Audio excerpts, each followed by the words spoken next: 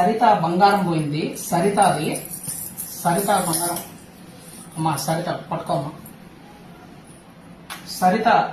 సరిత బంగారం పోయిందమ్మా. సరిత బంగారం హారము కమ్మలు మాటీలు పోయాయి.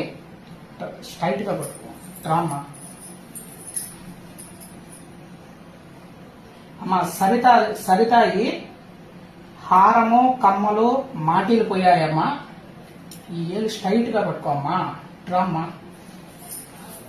వంకరగా పట్టుకుంటే మళ్ళీ. సరితాది హారము కమ్మలు మాటీలు పోయినాయమ్మా. సరితాది ఎవరు తీసుకున్నారో చెప్పమ్మా. వాళ్ళు పాపం బాధపడుతున్నారు. హరి తీసుకున్నాడా? బాలరాజు తీసుకున్నాడా? ముత్యాలమ్మ తీసుకునిందా? నందిని తీసుకునిందా? నందినినా?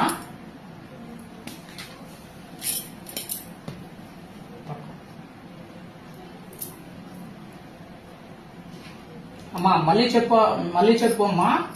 సరిత బంగారం హారము కమ్మలు మాటీలు పోయి నందిని తీసుకునిందా? నందినియేనా? నందిని అట్ట నందిని. వీళ్ళొచ్చి చెన్నై వాళ్ళు. చెన్నై నుంచి నెల రోజుల నుంచి మెసేజ్ పెడతా ఉండగలిగే. ఇదేంటంటే ఒక 2 లక్షలు 3 లక్షలు బంగారం అనుకో, అది చేస్తే నేను వాళ్ళకి హెల్ప్ చేసినట్టు ఉంటాను అనమాట. అది కానీ చేసామంటే వాళ్ళకి హెల్ప్ అయినట్టు ఉంటుంది. వాళ్ళు కూడా వాళ్ళని అడిగి నైస్ గా తెచ్చుకోవచ్చు.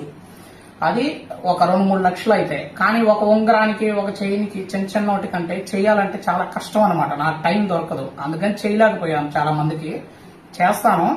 వీళ్ళు ఏంటంటే దగ్గర వచ్చి కొన్ని లక్షల్లో ఇందాక చేసింది అయితే ఇంకొక వీడియోలో అది వచ్చి చాలా బంగారం చాలా పోయిందనమాట. అది పేరు వచ్చింది, ఇప్పుడు కూడా వచ్చింది నందిని అని.